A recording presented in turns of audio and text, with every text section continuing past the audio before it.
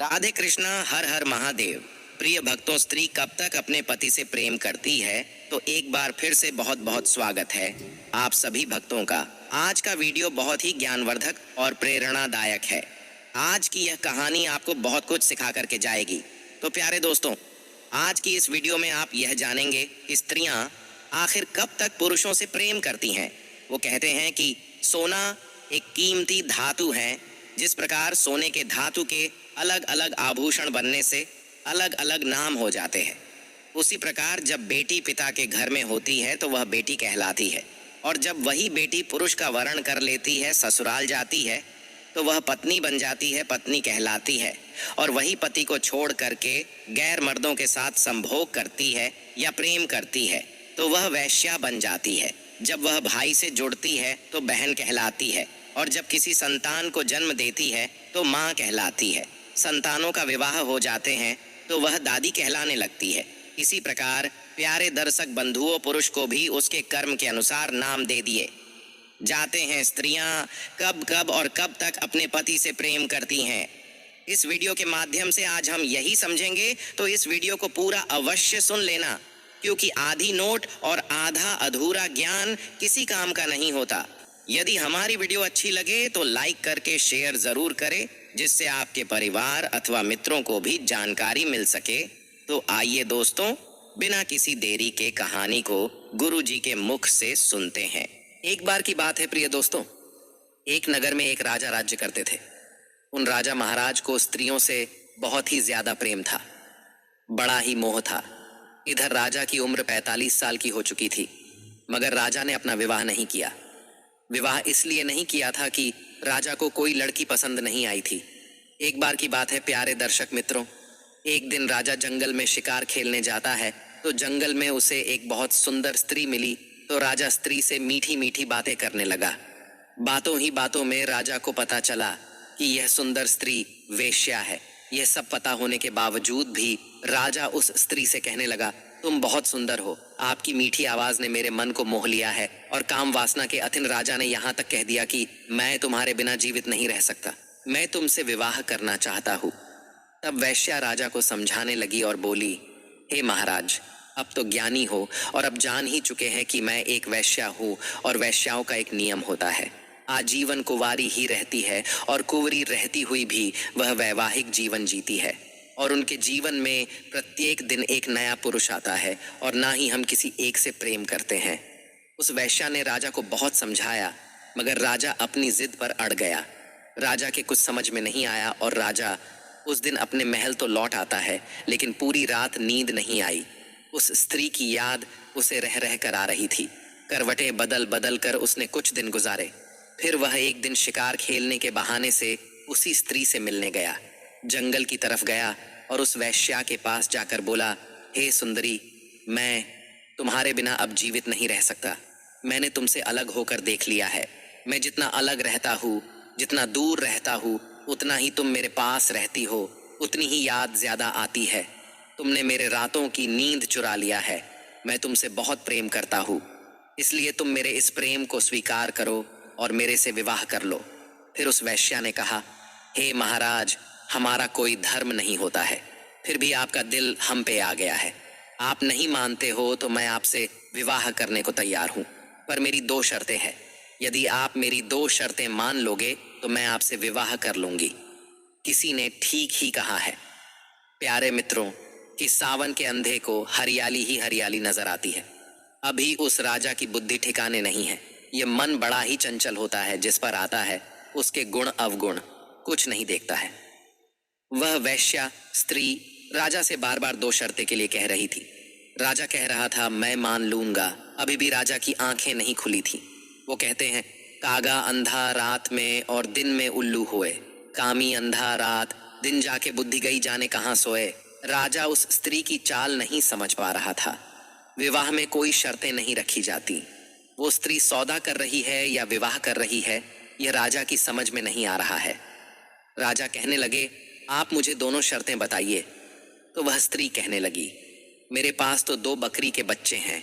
इन बकरी के बच्चों को आपको अच्छे से ध्यान रखना पड़ेगा, इन्हें कोई भी तकलीफ नहीं होनी चाहिए। और दूसरी शर्त है कि मैं जो करूंगी उसमें आप कोई रोक टोक नहीं करोगे। यदि किसी कारणवश इन बकरी के बच्चों को किसी प्रकार की कोई भी परेशानी हुई तो मैं उसी दिन तुम्हें छोड़कर चली जाऊंगी। और इस तरह से उस राजा ने उस वैश्या की दोनों शर्तें मंजूर करके उसी समय उससे विवाह कर लिया और राजमहल में लाकर के राजा उस सुंदर स्त्री के साथ रहने लगी। राजा को उस वेश्या की दोनों शर्तें ठीक से याद थीं, इसलिए वह बकरी के बच्चों को और उससे कुछ नहीं कहता। वह नहीं चाहता था कि यह सुंदर स्त्री मुझे छोड़कर कहीं चली जाए। इस तरह से उस राजा को वेश्या के साथ 3 वर्ष बीत गए। एक समय की बात है प्यारे दर्शक मित्रों, राजा और वह वैश्या रात्रि में सो रहे थे। उसी समय राजा के राजमहल में कुछ चोर आए तो उन्होंने वह बकरी के बच्चे देखें। पूरे नगर में यह बात फैली हुई थी कि राजा बकरी के बच्चों की अधिक देखभाल करते हैं। तो चोर अपने मन में यह सोचते थे कि कुछ न कुछ तो खास है उन बकरी के बच्चों में, इसलिए उन्होंने धन दौलत कुछ नहीं चुराए, वह बकरी के बच्चे ही चुराए। और जब वह बच्चे खींच के ले जा रहे थे तो वह बकरी के बच्चे चिल्लाने लगे। यह सब सुनकर के वेश्या जाग गई, तुरंत राजा को जगाया और राजा की लाख कोशिश करने के बाद भी वह चोर उन बकरी को बच्चों को चुरा के ले गए। वैश्य कहने लगी, मेरी यह शर्त टूट चुकी है, और वह वेश्या उस राजा को छोड़कर चली गई। वेश्या के जाने के बाद भी राजा अपनी पत्नी को नहीं भुला पा रहा था और एक दिन वह राजा उस जंगल में उस वैश्या की कुटिया पर फिर पहुंच गया और कहने लगा, जिस दिन से तुम मुझे छोड़कर आई हो अब मेरा सुख चैन सब लुट गया है। वह महल मुझे खाने को दौड़ता है, उस महल में मुझे कुछ दिखाई नहीं देता। मैं तुमसे बहुत प्रेम करता हूँ, यह मेरे दिल की बात है, समझ लो और मेरे साथ चलो। तब वह वैश्य कहती है, महाराज, मैं तुम्हारी इच्छा के अनुसार कुछ दिन के लिए तुम्हारी पत्नी बनकर के रही, मगर आप जानते हो कि मैं वैश्य हूँ, मेरा कोई धर्म नहीं है। यहाँ रोज का एक पुरुष का आना दूसरे पुरुष का आना जाना होता ही रहता है। हम किसी पुरुष से प्रेम नहीं करती, फिर भी आप मुझे दोबारा कहते हो पत्नी बन जाओ। तो आज मैं तुम्हें 3 बातें बताऊंगी। यदि आपने इन 3 बातों को अपने जीवन में ठीक से उतार लिया तो आप कभी दुखी नहीं रहोगे, आपको कभी पछताना नहीं पड़ेगा, आप कभी स्त्री के मोह में पड़ोगे। कहते हैं कि वेश्याओं का कोई धर्म नहीं होता है, जब तक वह जीती है तब तक अपने जीवन में अनगिनत पाप करती है, और जो पुरुष उसका संग करता है तो वह वेश्या उस पुरुष के धन और उसकी जवानी का नाश करके उसे पापी बना करके नरक में झोंक देती है। दूसरी बात, जो स्त्री धन के लोभ में अपने पति से प्रेम करती है वह प्रेम कभी भी ज्यादा दिनों तक नहीं टिक सकता है, और जो पुरुष अपनी पत्नी की तारीफों के बड़े बड़े पुल बांधे रहता है वह सच्चा प्रेम नहीं करता। जो एक दूसरे की तारीफ करते रहते हैं और दिल में कुछ और चलता है वह प्रेम ज्यादा दिन तक टिकाऊ नहीं होता। पैसों का प्रेम तो एक छलावा होता है। वैश्या तो सिर्फ पुरुषों की पैसों की वजह से प्रेम करती है, उन्हें ज्यादा धन जहां मिलेगा वहीं उनका प्रेम होगा। प्यारे दर्शक मित्रों, यह बात वेश्या पर लागू नहीं होती है, यह बात स्त्री और पुरुष दोनों पर लागू होती है।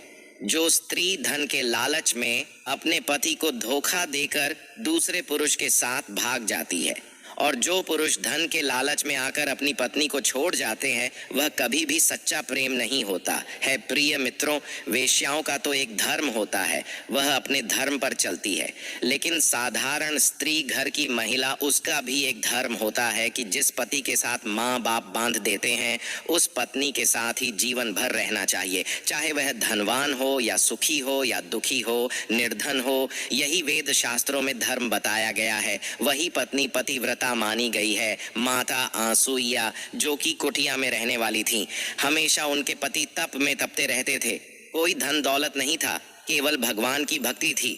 तो फिर उन्होंने कैसे तीनों देवताओं को 6 महीने का बच्चा बना लिया था, एक पतिव्रत धर्म से ना कि धन से।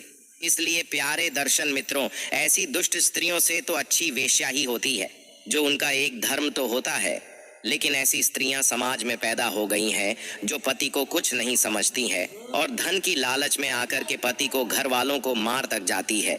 जो स्त्री अपने पति से मांगे रखती हो कि मुझे यह चाहिए वह चाहिए, पति पर कुछ है नहीं और उसकी मांगे बढ़ती जा रही है, तो आप सीधे समझ लो कि यह मुझसे प्यार नहीं करती। जो स्त्री पति के घर के जाने के बाद सजती स्वरती हो, तो आप सीधा समझ सकते हो क्या स्त्री मुझे नहीं किसी और से प्रेम करती है। तो प्यारे दर्शक बंधुओं, कैसी लगी आज की यह वीडियो? कमेंट बॉक्स में अपनी राय अवश्य देना।